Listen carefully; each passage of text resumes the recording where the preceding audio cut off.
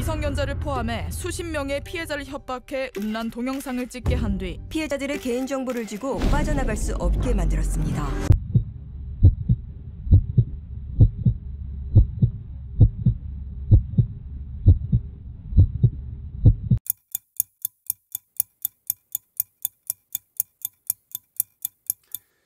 Eh bien, nous sommes jeudi 19 mai 2022 et c'est toujours un plaisir, mes amis, de vous retrouver sur ma chaîne YouTube destinée aux films, aux séries et aux documentaires. Cette fois-ci, j'espère que je vais pouvoir parler, même si j'ai toujours un peu la gorge sèche, malgré le fait que je viens de boire, mes amis, je viens de boire parce qu'il fait très chaud aujourd'hui. Donc, on est jeudi 19 mai, il y a un super temps, je suis allé dehors, j'ai acheté de la pastèque. J'ai acheté également d'autres fruits, mes amis. Donc voilà, mangez des fruits, buvez de l'eau comme moi parce qu'il fait très chaud aujourd'hui. Et ça serait malheureux si vous tombiez malade à cause de la déshydratation, mes amis. Donc n'oubliez pas de boire, si possible, mangez des fruits comme moi parce que les fruits c'est très sain. Ça vous fera du bien, mes amis. Donc aujourd'hui, je vais vous parler d'un documentaire. Ça fait longtemps que je n'ai pas parlé d'un documentaire. Il s'agit cette fois-ci d'un documentaire qui s'appelle CyberHell, qui nous vient de Corée du Sud, mes amis. Donc je vais lire le scénario, l'histoire plutôt du documentaire qui est actuellement sur la plateforme Netflix, que j'ai vu hier, voilà. Donc après l'arnaqueur de Tinder, Netflix dévoile un nouveau documentaire choc ce mercredi 18 mai. CyberHell retrace l'histoire et la traque d'un réseau de crimes sexuels en ligne. Cette affaire sordide s'est déroulée en Corée du Sud majoritairement entre 2018 et 2020. Le documentaire met en lumière les détails de cette histoire et la poursuite des criminels concernés avec une envie certaine de les démasquer. À partir d'interviews, archives et reconstitutions, CyberHell nous révèle comment de jeunes femmes et adolescentes ont été contraintes de dévoiler de photos et vidéos compromettantes d'elles sur la plateforme Telegram. Attirées en premier lieu par des promesses de grosses sommes d'argent, elles sont rapidement devenues esclaves sexuelles de leurs bourreaux anonymes. Parmi eux, des milliers d'utilisateurs prêts à faire vivre l'enfer à leurs victimes. Entre voyeurisme, chantage et pression, les jeunes femmes en question se sont très vite retrouvées dépassées par la situation. Ce documentaire prouve encore une fois à quel point la cybercriminalité peut être dangereuse et plus fréquente qu'il n'y paraît plutôt. Donc voilà mes amis, vous connaissez l'histoire maintenant. Effectivement, j'ai dévoilé avec la vidéo que j'ai faite sur l'arnaqueur de Tinder, une vidéo qui a eu énormément de vues mes amis. Donc l'arnaqueur de Tinder, ça m'avait un peu énervé, enfin même beaucoup énervé mes amis, on peut le dire. Ça m'avait beaucoup énervé qu'il puisse y avoir des arnaqueurs qui profitent en fait de ces femmes, de ces jeunes femmes pour leur soutirer de l'argent. Non pas qu'elles sont riches, mais en les obligeant, en les invitant plutôt à prendre des prêts bancaires, en leur faisant croire que lui, il était riche et que de toute façon, il allait leur rendre l'argent le double, le triple, etc. Bref, en faisant croire qu'il était tombé amoureux d'elle. Et voilà, c'était un beau parleur, peut-être un beau gosse, bien que moi, je suis pas sensible à son charme. Et voilà, donc l'arnaqueur du Tinder, j'en ai déjà parlé, regardez la vidéo si vous ne l'avez pas encore fait. Il s'agit de CyberHell, cybercriminalité, mes amis, elle c'est l'enfer. Et en fait, deux personnes notamment, mais il n'y a pas que deux personnes, on va voir dans le documentaire, moi je l'ai vu hier, dans ce documentaire j'espère que vous allez le voir, donc c'est sur Netflix, la plateforme Netflix, depuis hier justement, depuis le 18. Donc CyberHell en fait c'est un documentaire qui n'est pas du tout une fiction, qui retrace des événements qui sont vraiment passés, mes amis, vraiment passés. Et donc, c'est surtout des adolescentes mineures, évidemment. Je ne sais pas quel âge elles avaient, mais en fait, elles étaient pratiquement toutes mineures, je crois. Non, certaines avaient un emploi. Mais bon, il y en avait beaucoup qui étaient mineures. Je ne sais pas quel âge. Bon, ils le disent dans le commentaire, j'ai oublié, 12, 13, 14, 15, voilà. Et en fait, ces gens-là vont leur faire croire que on a dévoilé donc leur vie privée donc sur Internet et les invite à cliquer sur un lien. Donc que vous ayez un ordinateur ou un téléphone, si vous cliquez sur ce lien, vous êtes foutus mes amis. Donc le principe c'est ça. Ça n'a pas été que ça mes amis, mais en fait c'est un des moyens pour choper en fait des informations, pour attraper des informations sur la vie privée de ces personnes-là, de ces jeunes filles-là. Et donc, une fois que le cybercriminel a ces informations-là, il va faire chanter les filles. Donc, il les invite à cliquer sur un lien. Ils disent, voilà, on parle de vous, cliquez sur ce lien et vous allez voir où quelqu'un a dévoilé vos photos, quelqu'un a dévoilé vos vidéos, quelqu'un a dévoilé votre vie privée ou celui de vos parents, etc. Regardez, c'est sur ce lien-là, regardez, cliquez sur le lien, vous verrez. Donc tu cliques sur ce lien, en fait c'est un cheval de Troie, mes amis, c'est un cheval de Troie. C'est-à-dire que ce lien permet aux pirates d'accéder donc à toutes les données qu'il y a sur le téléphone ou sur l'ordinateur de la personne. Donc, il récupère les adresses, les téléphones, tout ça, les photos, enfin, toutes les informations qu'il peut y avoir, parce que vous avez malheureusement cliqué sur le lien, enfin, la fille. C'est quelque chose qui peut arriver à tout le monde, hein. Ça, c'est quelque chose qui peut arriver à tout le monde. Moi, je connais des personnes proches de moi qui ont reçu des messages. On les invite sur Facebook, sur Messenger, par exemple. Sur Messenger, mais ça peut être sur WhatsApp, ça peut être sur des Telegram, ça peut être sur n'importe quoi. On les invite à cliquer sur un lien, voilà. Et en fait, ça suffit, vous cliquez sur le lien, et donc le cheval de Troie s'installe et il récupère toutes les informations et les envoie. Bon, ça, j'ai été témoin parce que je travaille l'informatique pendant des années. J'étais témoin de ça. Et il y a des adultes, évidemment, qui se laissent prendre. Alors, imaginez les enfants. Donc, évidemment, comme je l'ai dit, il y a des adultes, mais là, c'est destiné aux enfants. Donc, on attaque surtout des jeunes filles mineures. Et après, on va leur dire, donc il y a plusieurs moyens pour attraper ces filles. Donc un des moyens, effectivement, c'est de les faire cliquer sur un lien, après de les menacer, de les faire du chantage, et de ne pas leur laisser le temps de réfléchir en disant, voilà, si vous voulez pas que je dévoile tout, faites une photo de votre corps tout nu, etc. Donc et puis après une autre, non, on ne voit pas votre visage, je veux voir votre visage, montrez aussi votre carte d'identité pendant que vous êtes à poil, etc. Faites ce geste-là. Et en fait, de plus en plus de photos, le pirate, il recueille de plus en plus de photos de la fille. Il leur fait faire des trucs de plus en plus immondes, comme par exemple s'accroupir par terre, s'allonger par terre, lécher le carrelage des toilettes publiques de sa ville.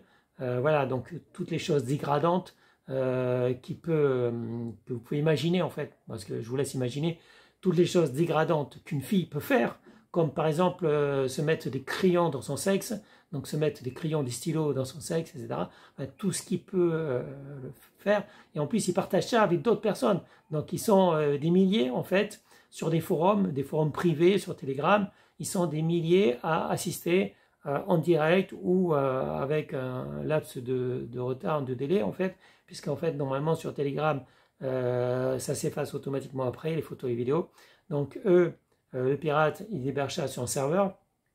OK, ou des cartes SD, des cartes de mémoire. Donc, soit il héberge ça sur un serveur, soit il héberge ça de cartes mémoire, et ça lui permet de replacer les photos et les vidéos. Il peut remettre les photos et les vidéos. Il dit à la fille, fais ce que je te dis, sois mon esclave, tu fais ce que je te dis, et moi je te promets que tout sera effacé. Sauf qu'il a effectivement stocké soit sur un cloud, soit sur des stockages externes. Donc il a stocké les vidéos, et il les ressort après. Il les partage, et il vend. Effectivement, il gagne de l'argent avec de la cyber-monnaie, enfin de la monnaie virtuelle, hein, que ce soit des bitcoins, Ethereum, etc. Donc en fait, ces monnaies virtuelles servent aux cybercriminels actuellement, beaucoup. Il n'y a pas que des cybercriminels qui achètent des bitcoins, mais essentiellement, en fait, c'est utilisé pour acheter de la drogue, ou acheter des armes, ou acheter de la vidéo pédopornographie, enfin bref, vous voyez ce que je veux dire en fait. C'est essentiellement comment dire un peu ça, la monnaie virtuelle, la cyber-monnaie est utilisée principalement pour les crimes, les délits, etc. Donc voilà, c'est pas normalement des gens bien qui achètent des bitcoins. Hein. En fait, enfin si, il y en a peut-être quelques-uns, mais en tout cas, moi j'ai toujours dit, n'achetez pas de cyber-monnaie, de monnaie virtuelle, etc. Moi, je n'ai jamais acheté de ma vie et je n'achèterai jamais. C'est quand même une grande arnaque, une pyramide de Ponzi. C'est basé sur la confiance. Et effectivement, on a vu il y a quelques jours avec une monnaie qui s'est écroulée, mes amis, qui s'est écroulée. Les gens, ils ont tout perdu. La monnaie ne vaut plus rien, elle vaut zéro. Et ben, les bitcoins, un jour, ça sera pareil, ça vaudra zéro. Parce qu'en fait, une fois que vous avez compris que c'est virtuel, effectivement, voilà, donc vous achetez du virtuel, vous achetez du vent. Ok, mes amis. Voilà, donc ça sert à rien. Même déjà la monnaie papier, c'est plus ou moins virtuel. C'est basé sur la confiance d'un État. Il y a quand même un État. Après, si l'État se plante, et effectivement, c'est déjà arrivé en Allemagne, en Afrique, c'est déjà arrivé qu'une monnaie papier ne vaut plus rien. C'est arrivé en Allemagne d'ailleurs. C'est arrivé en Allemagne. Voilà, je ne sais plus, avant la Deuxième Guerre mondiale. Donc c'est déjà arrivé qu'il fallait, pour acheter une bière, une brouette de billets de banque. Voilà, ça c'était en Allemagne. À une époque, vous vouliez acheter une boisson dans un bar, vous deviez ramener une brouette de billets de banque. Parce que la monnaie ne valait plus rien. Et c'est arrivé aussi dans d'autres pays, mes amis. Donc ça peut arriver en France, ça peut arriver à l'euro. Hein. Ça peut arriver au dollar américain, tout à fait. Le dollar américain, l'euro peut se casser la gueule et ça a beaucoup perdu d'argent par rapport à l'or, évidemment.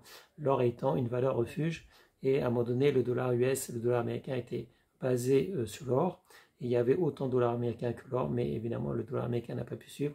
La planche billets a fonctionné, ce qui fait que la Fed donc, a imprimé énormément d'argent, de dollars pour comment dire, assurer la croissance des États-Unis, mais effectivement, ce n'est plus basé sur l'or depuis la rupture, depuis des années déjà.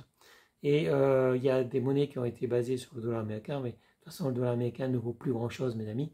Et l'euro, c'est pareil, puisque, comment on appelle ça, la réserve européenne, qui est en Allemagne, a imprimé énormément d'euros, de billets, pour assurer la croissance des pays européens. Mais en fait, l'euro ne vaut pas grand-chose non plus. Alors, pour parler des monnaies virtuelles, ok, l'Ethereum, le Bitcoin et toutes les autres monnaies, bah, c'est sûr que ça vaut pas rien. Mais bon, en fait, c'est très utile en tout cas pour les cybercriminels. Et notamment, bah, vous verrez, j'espère que vous verrez ce documentaire. Bon, c'est réservé à des personnes adultes, hein, mes amis, parce que c'est quand même...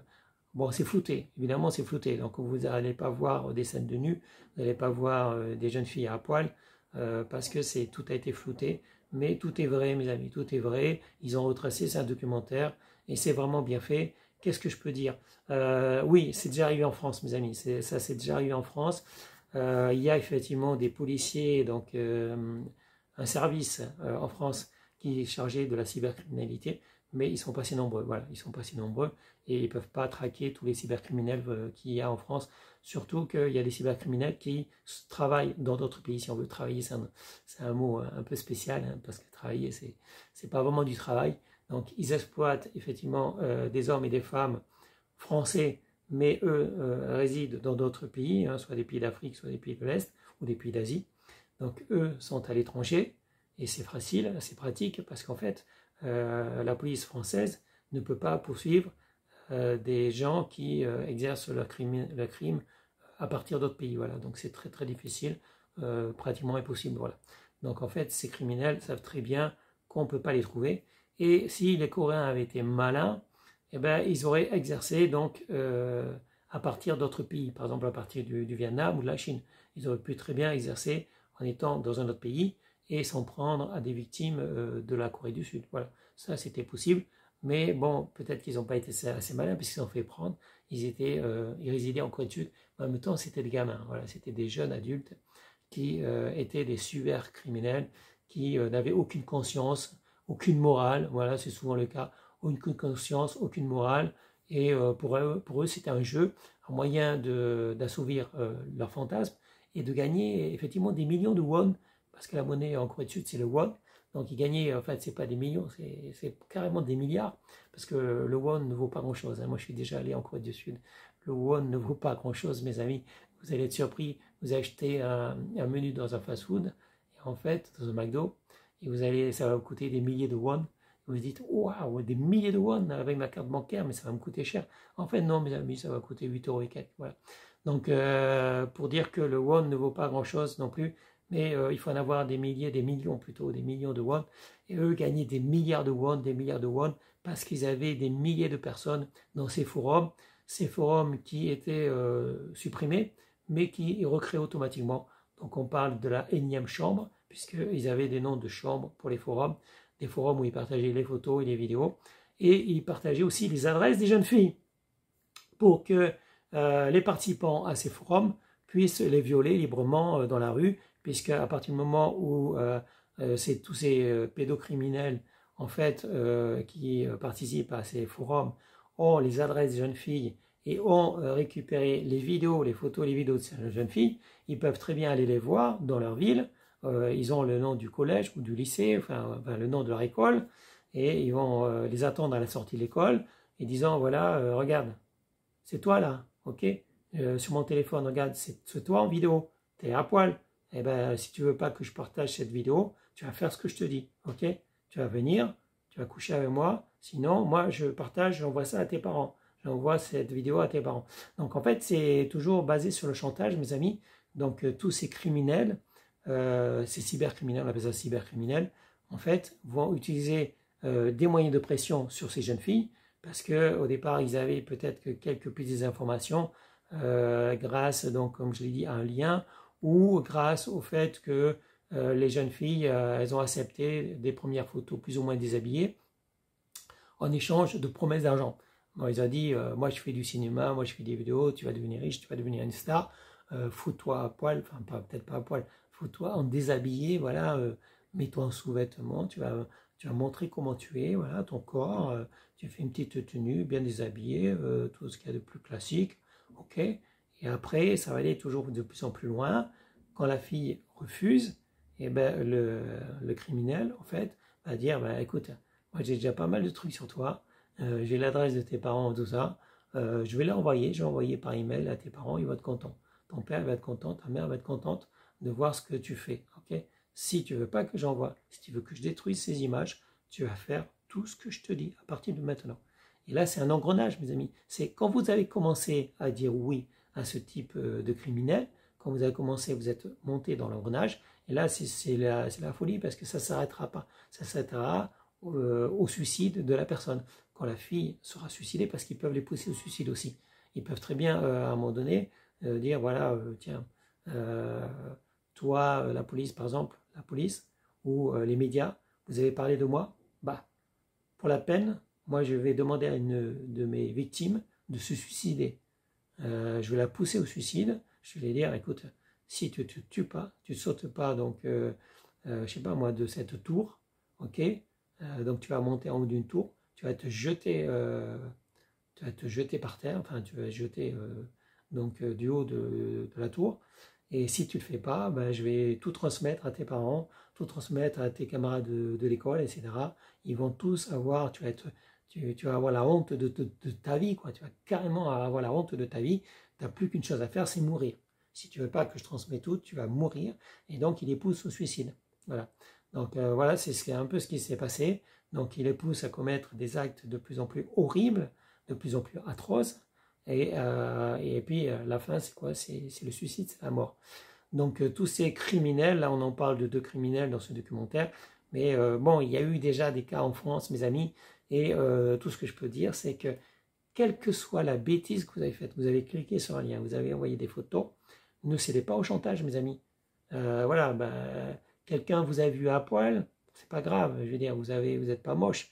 Et même si vous êtes moche, c'est pas grave. Je veux dire, on a tous le corps qu'on a. Je veux dire, voilà, même si moi, si un jour on me dit, écoute, je sais qui vous êtes, je sais qui tu es, Thierry, j'ai des photos de toi à poil, je vais les envoyer, envoie-les, quoi. Je veux dire, après, si c'est des jolies photos à poil du temps où j'étais plus jeune, où physiquement je me trouvais plutôt bien, ok, balance, quoi. Je veux dire, voilà, balance, parce que je veux dire, bon, si je suis beau physiquement, après tout, ça ne me dérangera pas trop. Après, si c'est des photos que j'apprécie pas, parce qu'on ne peut pas être toujours très très bien en photo, mes amis. Donc effectivement, j'ai plus le corps que j'avais avant. J'essaie de me muscler, j'essaie de rester mince, mais on n'est pas toujours mince, mes amis. On a des périodes où on prend du poids, etc. Bon, après, les jeunes filles, les garçons et les jeunes filles, c'est différent, parce qu'ils ont beaucoup de pudeur, et ils ont une grande estime d'eux, et ils ont peur effectivement de la vie des autres. Moi, je n'ai rien à foutre de la vie des autres. En fait, maintenant, je veux dire, moi, je suis sur Internet depuis des années, je suis sur des blogs, je suis sur des vidéos et tout. Donc, les gens me connaissent. Enfin, je ne suis pas super connu, mais je suis quand même pas mal connu. Bon, j'ai quand même des centaines de milliers de vues. Certaines vidéos ont été vues plus de 200 000 fois. 200 000 fois, excusez-moi. Certaines de mes vidéos ont été vues plus de 200 000 fois. Certaines de mes blogs ont plus de 300 000 vues. voilà, je suis quand même connu. Et si vous avez des photos de moi, tout ce que je peux espérer, c'est que je ne suis pas trop moche dessus. Mais je ne peux pas avoir une maîtrise totale de mon image. Je ne peux pas effacer des mauvaises photos, des mauvaises vidéos. C'est sur Internet. À un moment donné, on ne peut pas trop. Tout ce qu'on peut faire, c'est publier de nouvelles photos, de nouvelles vidéos, de nouveaux articles, etc. Je ne dis pas à ces filles de publier de nouvelles photos, de nouvelles vidéos. Ne me faites pas dire ce que je n'ai pas dit, hein, mes amis. Hein. OK? Donc, ce que je dis, c'est que, comme je l'ai dit déjà à une fille il y a quelques années, qui a été victime d'un harceleur, je lui ai dit, il faut aller voir la police. Voilà. Elle ne voulait pas y aller. J'ai dit, tu as une meilleure amie, bah, si tu ne veux pas y aller avec tes parents, bah, moi j'ai incité en fait. Ça ne se passait pas ici dans le 93, hein, ça se passait du côté de Toulouse. Hein, voilà.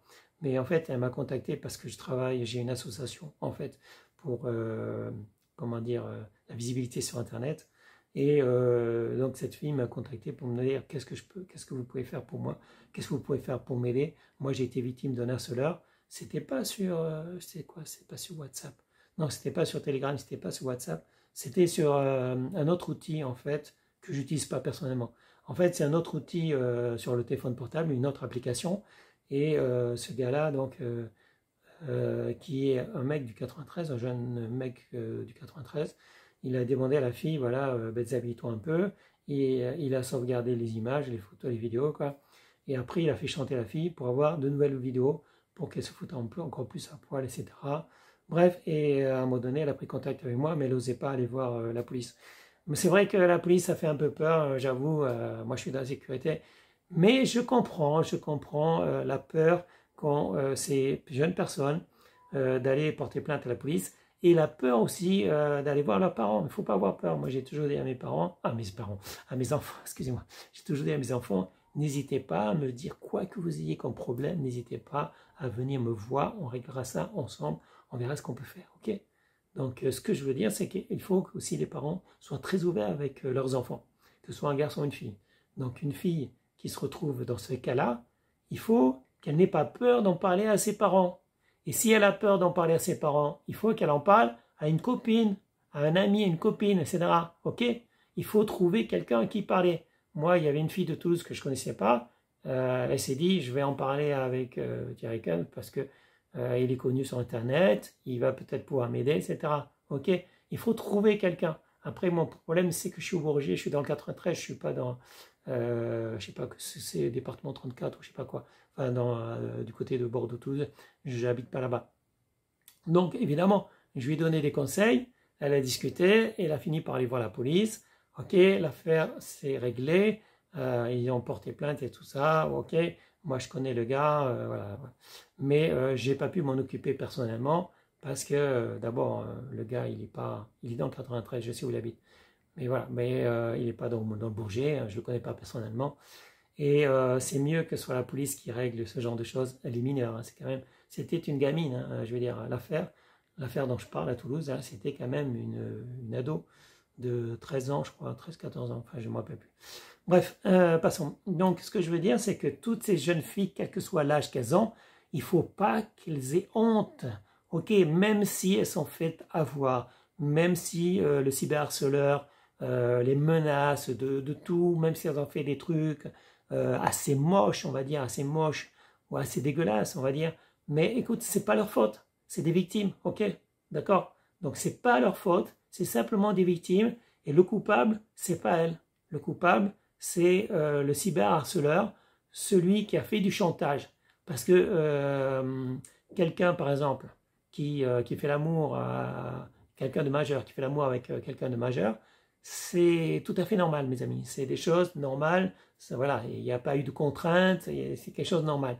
À partir du moment où, même si ces deux personnes majeures, s'il y a des contraintes et que l'un des deux n'est pas d'accord, eh ben, c'est plus normal. Voilà, il y a eu l'affaire de PPDA. Moi, je ne veux pas en parler.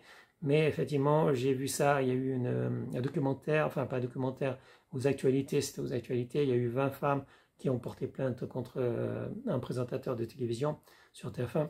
Et donc là, enfin, elles ont porté plainte pour viol en fait. Donc là, effectivement, c'est la contrainte. Personnellement, je ne peux pas parler d'une affaire que je ne connais pas. Donc, je pense que l'affaire est toujours en cours. Après, il y a des crimes qui ont été commis il y a plus de 20 ans. Donc, est-ce que c'est possible de les juger? A priori, non. Voilà, donc ça, je ne veux pas parler trop de ça. Mais s'il n'y a pas de contrainte, mes amis, faites ce que vous voulez. Tant qu'il n'y a pas de contrainte, tant que c'est deux personnes adultes qui font des jeux d'adultes, ok. Mais à partir du moment où il y en a un qui est mineur, à ce moment-là, on ne peut pas parler de... Ok, à ce moment-là, c'est de la contrainte quand même. Parce qu'il y a de l'ascendant. Il y a de l'ascendant, c'est-à-dire qu'une personne adulte, elle utilise en fait son pouvoir de persuasion sur quelqu'un qui n'est pas adulte, qui n'a pas le même discernement, la capacité de discernement qu'un adulte. Ok, à ce moment-là, ok, c'est plus du jeu, mes amis, c'est plus du jeu. Voilà, donc restez entre adultes et les enfants restent entre enfants. Et encore, c'est pas possible de faire n'importe quoi entre enfants non plus, ok? Donc voilà, on ne peut pas dire que les enfants peuvent faire ce qu'ils veulent entre enfants, ok? Mais en tout cas, les adultes restent avec les adultes, ok? Et pas adultes mineurs, ok? Voilà, c'est comme ça. Après, respectez les lois du pays dans lequel vous êtes, d'accord? Parce que, je veux dire, vous êtes en France, ok? Après, vous allez être à l'étranger, par exemple. Et bien, à l'étranger, c'est peut-être pas les mêmes lois, d'accord? Donc, voilà. Donc, respectez les lois du pays dans lequel vous êtes.